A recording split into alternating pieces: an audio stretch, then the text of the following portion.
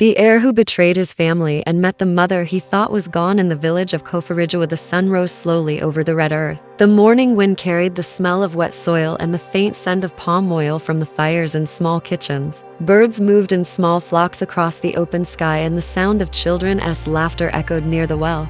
Villagers began their routines as they had for decades. Women carried clay pots on their heads, walking toward the river. Men sharpened machetes in the fields and mended nets by the edge of the market. It was a quiet rhythm that held the village together. Izai, a woman with streaks of gray in her tightly woven hair, walked slowly along the dirt path. Her hands bore the marks of years spent tending the small farm and raising children. She moved with the kind of strength that did not draw attention. Every movement seemed deliberate, gentle, yet unyielding. She paused near the fig tree outside her home and watched her eldest son, Kojo. His shadow stretched across the sun-baked ground as he practiced swinging a long stick, pretending to strike imaginary opponents. The boy's shoulders were broad now, and his face carried the sharp angles of a man. Yet, in his eyes lingered a restless impatience. The village had seen many seasons. It had known drought and hunger and the small victories that came from hard work and shared meals. But the quiet harmony of the village masked the shifting tides within one family.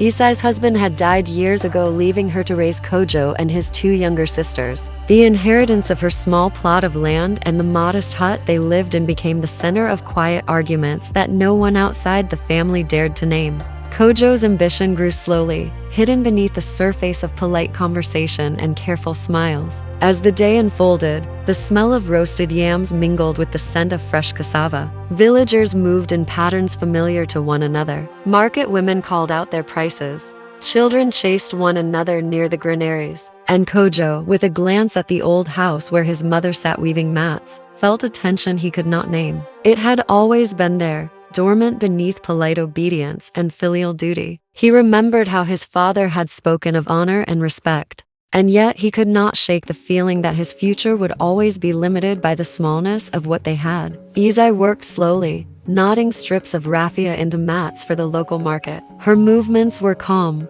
almost meditative. She had taught her children the value of patience and persistence. And though Kojo had inherited her sharp mind, he had also inherited a restless hunger for something larger than the village. When he approached her later in the morning, his shadow fell across her woven mats and she looked up. Her eyes, soft but discerning, took in the way he carried himself, the intensity in his posture, the weight of something unspoken. Kojo spoke carefully, measuring each word. He asked for her blessing to travel to Accra to find work. His mother nodded slowly, her hands still in motion. She did not know that in the quiet of the village, a plan had begun to form in her son's mind. He spoke of the city with dreams of wealth and influence. She reminded him gently that the world outside was not always kind, and that honor could not be purchased. And yet, in that moment, Kojo's gaze lingered on the small coins she kept hidden beneath the floorboards. The idea had already taken root in his mind. The sun moved high in the sky. Children returned from the fields to eat sweet plantains and drink water from clay cups.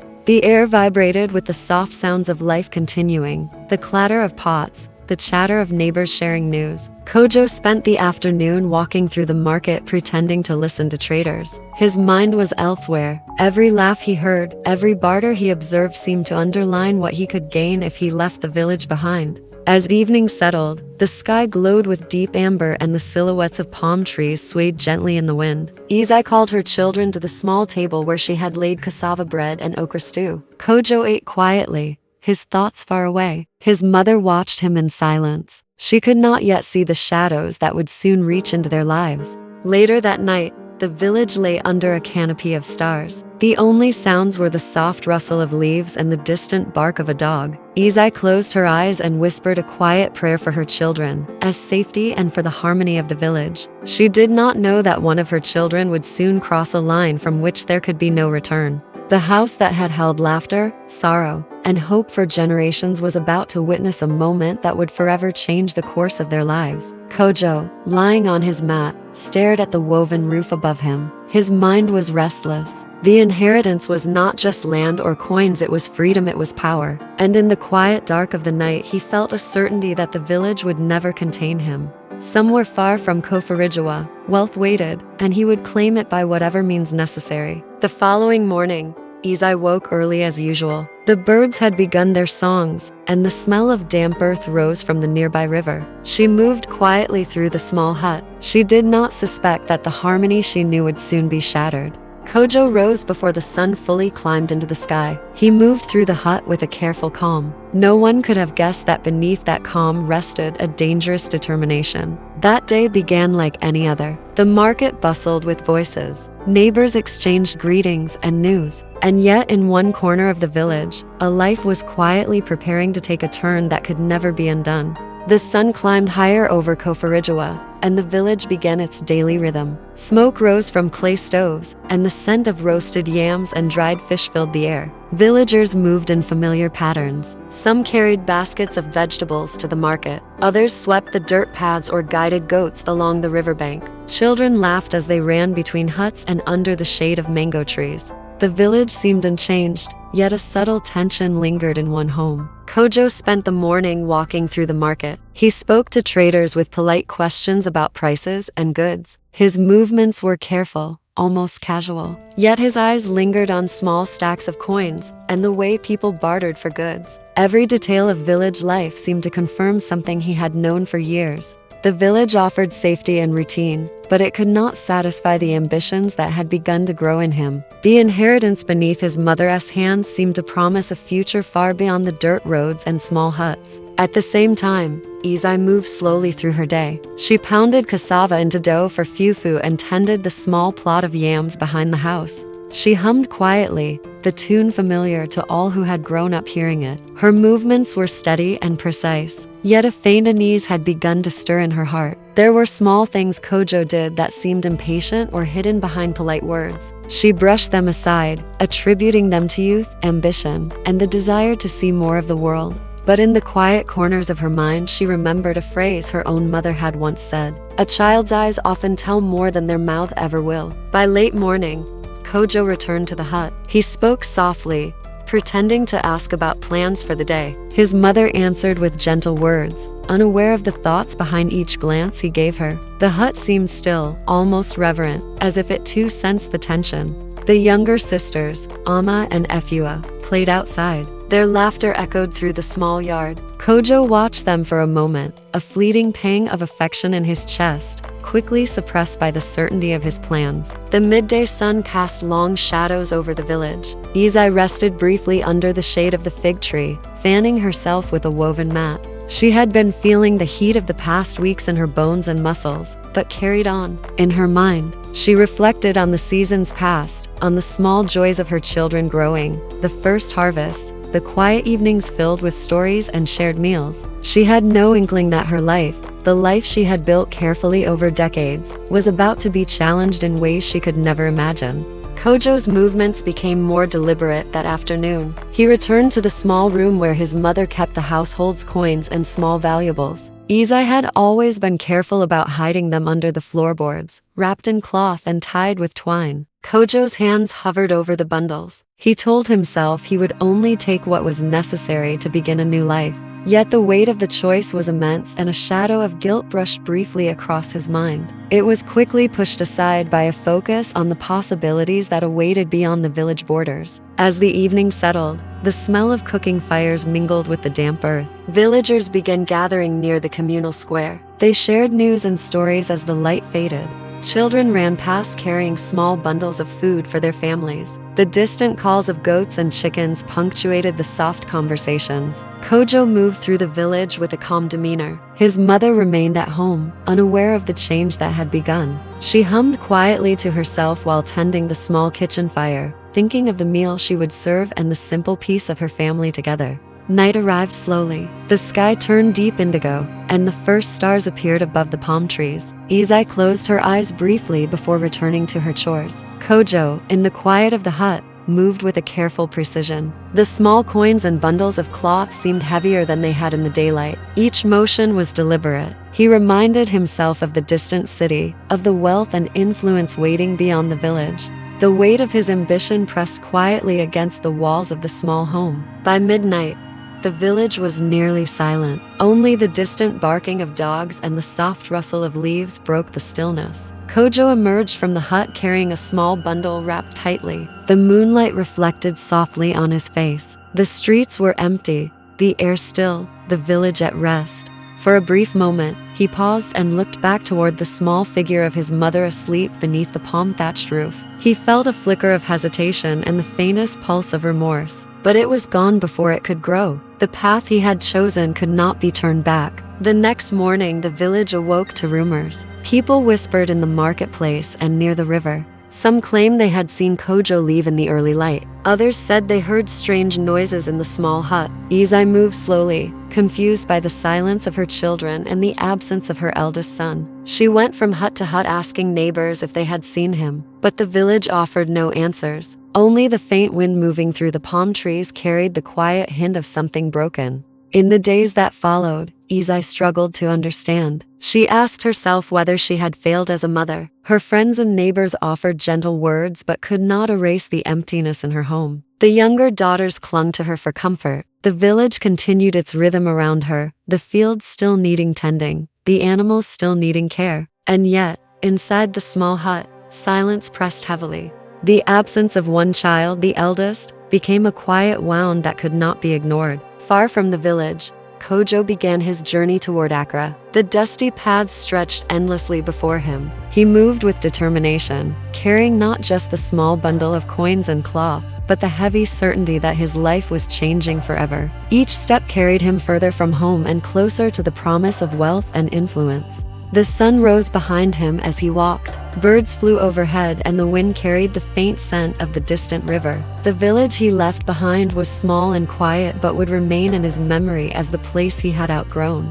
Kojo arrived in Accra after days on the dusty road. The city rose around him like a living being. The sounds of vendors calling, the clatter of carts on stone streets, the smell of smoke and cooking oil filled every corner. For a moment, he felt a pang of longing for the quiet of Koforidua, the rhythm of village life, the laughter of children, the calm routines of dawn and dusk seemed distant and unreachable. Yet he had left that world behind deliberately. The city was a place of possibilities, a place where ambition could transform a man's life. He found work in a small trading post. At first, his tasks were humble. He swept floors, carried baskets of goods, and observed the exchanges between traders and customers. His hands were steady, his eyes sharp, and his mind always calculating. Every coin he saved brought him closer to the wealth he imagined. Nights were spent on a wooden bench beneath the ceiling fan, thinking of how to expand beyond the city's limits. Kojo's ambition was not tempered by patience. Each day he measured opportunity and weighed risk. Years passed. Kojo moved from trading posts to small warehouses, eventually buying his own modest shop. His reputation grew quietly. Traders respected him not only for his shrewdness but for the calm he carried even in moments of tension. People who knew him as the quiet man from Koforidua did not recognize the figure now, dressed in polished shoes and clean shirts, speaking with authority in the bustling marketplace. Wealth accumulated slowly at first, then faster, as Kojo mastered the delicate balance of trust and leverage. Yet, despite his success, the past lingered in shadows. Rumors of family in Koforidua reached him occasionally through merchants and travelers. Mentions of his mother's health, questions about younger sisters, whispers about the village's quiet life carried faintly in the back of his mind. He dismissed them with ease, convinced that the life he had built could never be threatened by the small town he had left behind. The empire he constructed in the city felt solid, untouchable, the result of intelligence and determination. One afternoon, a messenger arrived in the city. The man was quiet and careful, speaking only after confirming Kojo's identity. He carried a letter sealed in wax. The handwriting was unfamiliar, yet formal. Kojo broke the seal with deliberate hands. The letter was brief. It spoke of a woman who had returned to Koforidua after years of absence, someone whose presence had stirred whispers in the village. The words were polite, almost neutral, yet they carried an undercurrent of warning. Kojo read and reread the note, each line pressing like a stone on his chest. He folded it carefully, hiding it in the drawer of his polished desk. Days turned into weeks. Kojo continued his work, but unease settled quietly into his routine. The empire he had built seemed solid but now felt fragile, as if the foundations rested on a secret he could no longer ignore. Villagers who had left the town now in distant cities began sending letters, mentioning the arrival of a stranger, a woman whose presence demanded attention. The details were vague, the stories were fragmented, yet the name she carried, her soft voice remembered by some, her kindness long spoken of in hushed tones, began to pierce the certainty Kojo had clung to. Back in Koforidua, Izai moved slowly through the village streets. She appeared older than the years she had lived, her hair more silver than before, her hands rough from toil. Yet something in her presence seemed different. People who passed her on the paths felt the quiet authority of a life that had endured hardship. She had returned, not in haste, not with anger, but with a calm that drew attention. Villagers whispered. They remembered the family she had once led, the small hut under the fig tree, the laughter of her children. Rumors spread quickly, though no one dared speak directly to Kojo's absence or her intentions. Kojo's world in the city began to feel uncertain. He noticed subtle shifts in his business. Partners hesitated. Payments were delayed. There were questions about land ownership and inheritances he had long thought settled. Small cracks appeared where none had existed.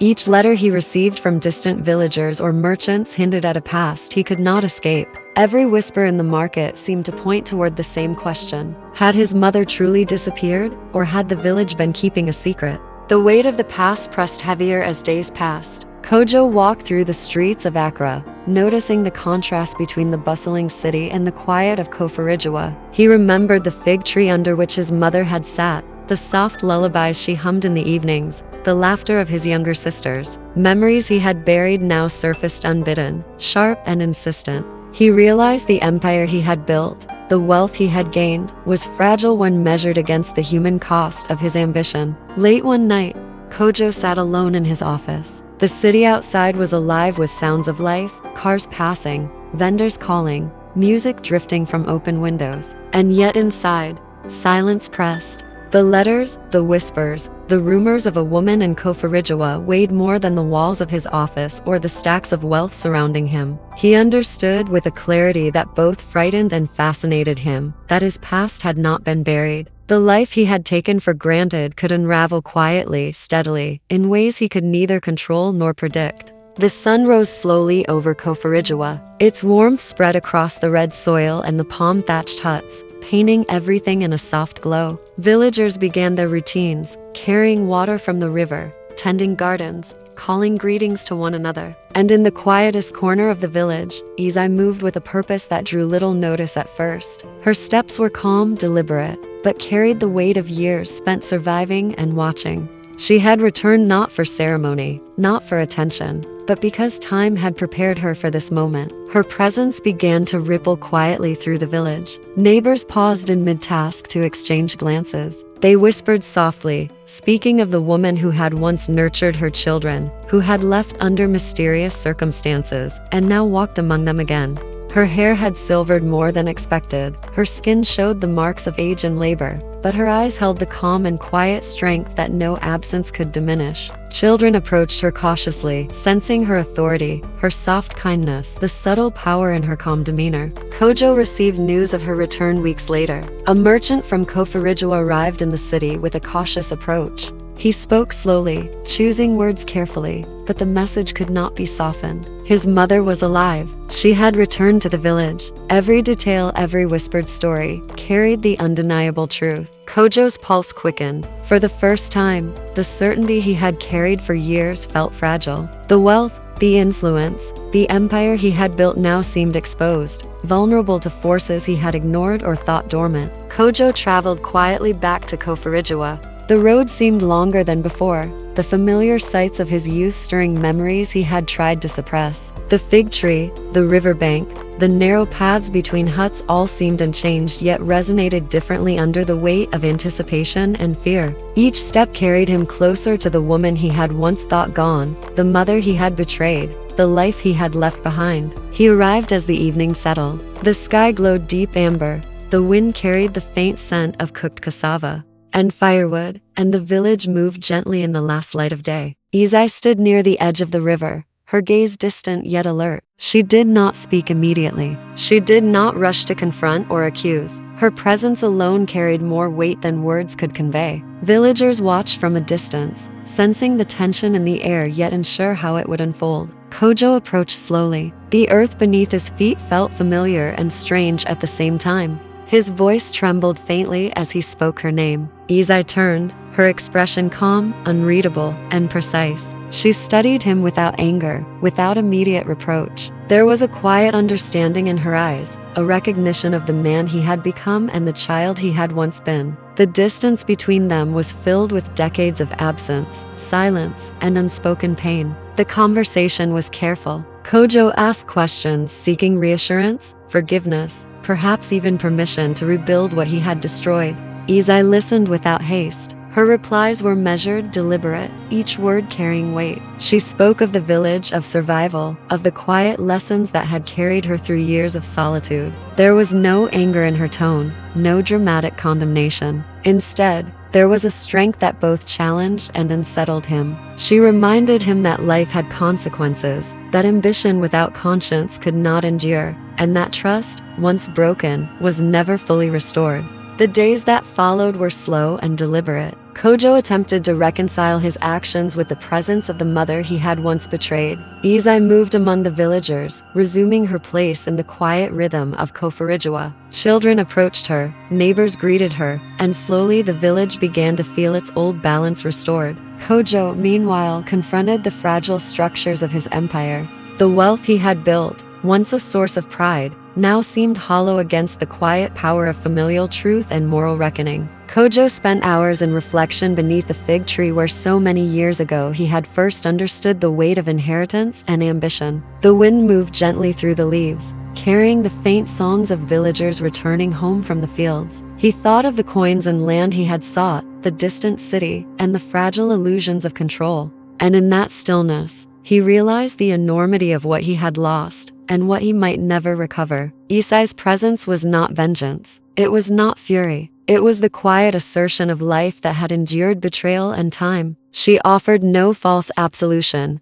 no immediate reconciliation. Yet her calm authority began to reshape the world around her. The village, once touched only by routine and habit, now moved under a new awareness that balance and consequence were inseparable. Kojo understood, slowly, that the life he had built was temporary if it ignored the human bonds that sustained it. As night fell, the village lay beneath a canopy of stars. Fires burned softly in the small huts, and the wind carried the scent of wet earth and evening meals. Kojo and Izai sat apart, speaking quietly, listening more than talking, each word deliberate. The past had arrived. It was not loud, not dramatic, but it was undeniable. And in the quiet of the night, a slow understanding took root. The mother who had survived betrayal had returned not for revenge but for the careful, patient restoration of truth. Kojo, for the first time in years, felt the weight of humility and the fragile possibility of redemption. The village of Koforidua slept under the stars. The sounds of distant laughter and soft conversations carried across the fields. Isai's eyes closed briefly in the cool night air,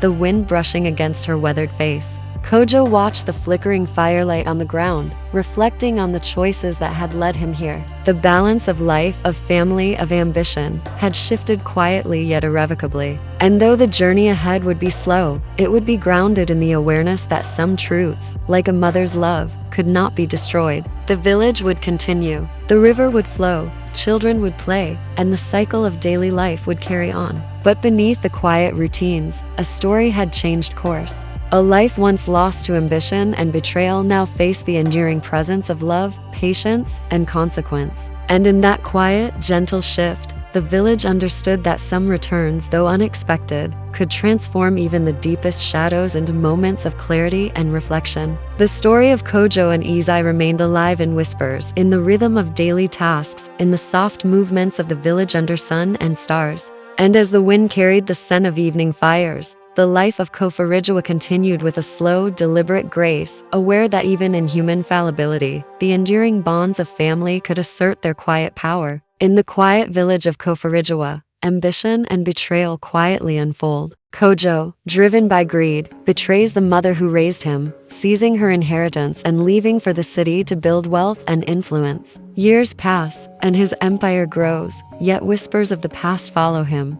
When Izai, the mother he thought was gone, returns to the village, the life he built begins to crumble. Calm yet unstoppable, her presence forces Kojo to confront the choices he made and the cost of ambition. In a story of family, consequence, and enduring love, the past proves that some bonds can never be broken, and some returns can reshape a life forever.